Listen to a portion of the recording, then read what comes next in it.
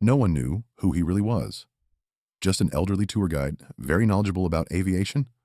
But when the F-16 simulator malfunctioned that day, his technical expertise and knowledge of cockpit procedures surprised the young pilot candidate. Where did this knowledge come from? Before we begin this mysterious aviation story, tell us in the comments which city you're watching from. And if you believe stories of the sky's silent heroes should be told, hit that subscribe button. Robert Hayes was the most beloved volunteer guide at the National Museum of the United States Air Force in Dayton, Ohio. 64 years old, gray hair, always neat, clean shirt and slacks, old but well-maintained shoes on his feet. His eyes had a peaceful but deep expression. For 8 years, he'd come to the museum every weekend, showing aircraft to visitors. Children called him Mr. Bob. Adults addressed him as Sir. No one questioned his real profession. His speech was calm and measured. His eyes would light up when explaining aircraft models, but he never mentioned personal anecdotes. He'd say, "This aircraft has these features." Never, "I flew this aircraft." Museum management loved him. Never late, never complained, patiently dealt with visitors. He didn't take a salary, just provided volunteer service. When asked, "Why do you do this work?" he'd say, "I love aviation." He wouldn't give any other explanation. Every Saturday morning at 9 a.m., he'd come to the museum. He'd greet security guard Joe, check the visitor log, and inspect the aircraft. The museum had 15 different aircraft. F-16, F-4 Phantom, a 10 Thunderbolt, training aircraft, helicopters. He'd examine each one separately, checking their cleanliness. When visitors started arriving, he'd organize tours. First, general information, then detailed explanations at each aircraft. This is the F-16 Fighting Falcon. Speed Mach 2, service ceiling 50,000 feet. Engine power 29,000 pounds thrust. Multi-role fighter aircraft. No one questioned how he knew these technical details by heart. They assumed Mr. Bob read a lot, did research, but careful observers noticed strange details. When explaining the F-16's cockpit, he moved his hands as if actually controlling it. He was very realistic when imitating engine sounds. He used air traffic terms very naturally. His meteorology knowledge was professional level. Museum director, Colonel, Retton. James Wilson once asked, "Bob, you talk like you've worked in these fields." "I read a lot, did a lot of research," Mr. Bob had said. April 15th morning, he came to the museum as always. But that day there was a special visitor group, Air Force Academy cadets. 20 young pilot candidates had come to tour the museum. Among them was a very curious one, Cadet Lieutenant Tyler Martinez. Tyler was very eager to become a pilot. Flying F-16 was his dream. He wanted to learn every detail. When the tour started, Tyler stood in front. He listened very carefully to Mr. Bob's explanations. This F-16's special features. When he began, Tyler started asking questions. "Sir, how does the HUD system work? What's the radar range? What are the G-force limits?" Mr. Bob answered us all of them in detail. The museum's most popular section was the F-16 simulator. Visitors could experience virtual flight. Tyler got in line to try the simulator. But the system wouldn't start. The technician came, examined it. Software problem.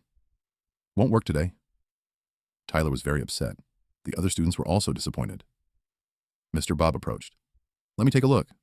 The technician was surprised. "Mr. Bob, do you know these systems?" "A little." Mr. Bob sat in the simulator. He placed his hands on the controls, closed his eyes, took a deep breath. Then he started working with the system. Tyler watched very carefully. Mr. Bob did the following: restarted the main power system, checked hydraulic controls, rebooted avionics systems, performed radar calibration, synchronized flight control computers. These were procedures a normal guide couldn't know. After 10 minutes, the system started working. "Ready," said Mr. Bob. Tyler was in shock. How did this man know these systems so well? "Sir, where did you learn these procedures?" "From books. The internet." But Tyler wasn't convinced. This knowledge wasn't theoretical. It was practical. When he started flying in the simulator, he paid attention to Mr. Bob's guidance. "Open the throttle slowly. Stick gently to the right. Adjust pedal pressure. Now gear up." This wasn't a theorist speaking. It was pilot talk. After the tour ended, Tyler pulled Mr. Bob aside. "Sir, can I ask you something personal?" "Sure. Are you really just a guide?" Mr. Bob hesitated. "What do you mean?"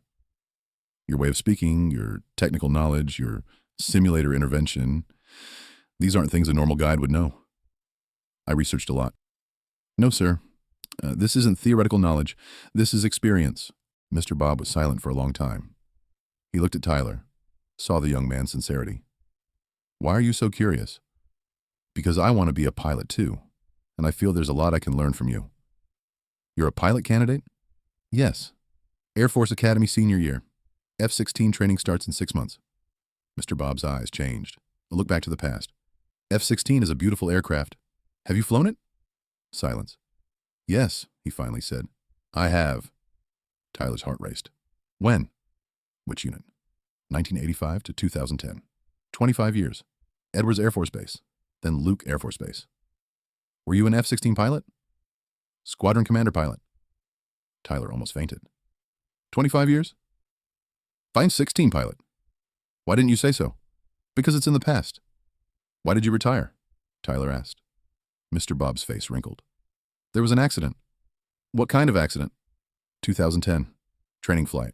I was flying a two-seat F-16 with a young pilot candidate. His voice trembled. We had engine failure. Had to make an emergency landing. What happened? I survived. He didn't. After that, I couldn't fly again. When I sat in the cockpit, I remembered that moment. Was it your fault? No, it was engine failure. But I was the commander. The responsibility was mine. Is that why you retired? Yes. If you can't fly, you can't be a pilot. Tyler understood. This man had experienced PTSD. Is this why you come to the museum? I can't fly, but at least I can be in your aircraft. Doesn't it hurt? Sometimes. But I come because I miss it. Tyler's eyes filled with tears. This man missed the sky. Can I tell you something, sir? Go ahead. You're still a pilot. You teach hundreds of people about aviation every day in this museum. Mr. Bob thought. It was true. He'd been working at the museum for 8 years, inspiring love for aviation. I never thought of it that way. I learned a lot from you today. Not just theory, but real pilot experience. You'll be a good pilot. Would you help me? How? When my F-16 training starts, would you consult with me? Mr. Bob thought deeply. He could share his 25 years of experience with young pilots. Okay, he said, but with one condition. What is it? Never feel overconfident. The sky is beautiful but dangerous. Understood. Then we have a deal. The next week, Tyler told Museum Director Colonel Wilson about the situation. Mr. Bob was really a pilot? 25 years, F-16 Squadron Commander pilot. Why didn't he say so? He has bad memories. Colonel Wilson was surprised. His most valuable guide was actually a real pilot. This is great for the museum. Real experience. Colonel Wilson called Mr. Bob. Bob, we learned your real identity. Tyler told you, I assume? Yes, I want to make you an offer. What is it? Would you give special training to pilot candidates? Paid, of course. Mr. Bob thought. I don't want payment. But I have conditions. What are they? Only serious, determined pilot candidates and no media attention. Mr. Bob now took on 2 roles. Normal museum guidance, special training for pilot candidates. Every week, 10 to 15 young pilot candidates started coming. Mr. Bob taught them. Real flight experiences, emergency procedures, pilot psychology, air traffic management, meteorology knowledge. Tyler also started coming regularly. Mr. Bob showed him special attention. You're different, he'd say. You really want to be a pilot? Yes, sir. Then let me teach you the most important rule. What is it? In the sky, ego will kill you. Be humble. Keep learning. 6 months later, Tyler started F-16 training. After his first flight, he called Mr. Bob. Sir, I flew. How was it? Indescribable. But I remembered what you said. Which? Let the aircraft control you. You control the aircraft. Mr. Bob smiled. His student understood. A year later, Tyler became a full pilot. He invited Mr. Bob to the ceremony. Sir, this success is yours too. No, son. This is your effort. But the guidance was yours. During the ceremony, Tyler said, My biggest thanks goes to my mentor, who taught me the sky. Mr. Bob cried. For the first time, he was graduating a pilot student. Mr. Bob had become famous now. He was known as the museum's real pilot. But he still maintained the same humility. He wanted children to continue calling him Mr. Bob. Title doesn't matter. Heart does, he'd say. That night he slept peacefully at home. because he understood. Even if he couldn't fly in the sky, he could get others into the sky. If you think this story inspired hope in you, tell us your city in the comments, and subscribe to help ensure that stories of teachers like Mr. Bob, who share their knowledge, continue to be told. Sometimes the greatest flight is helping others fly.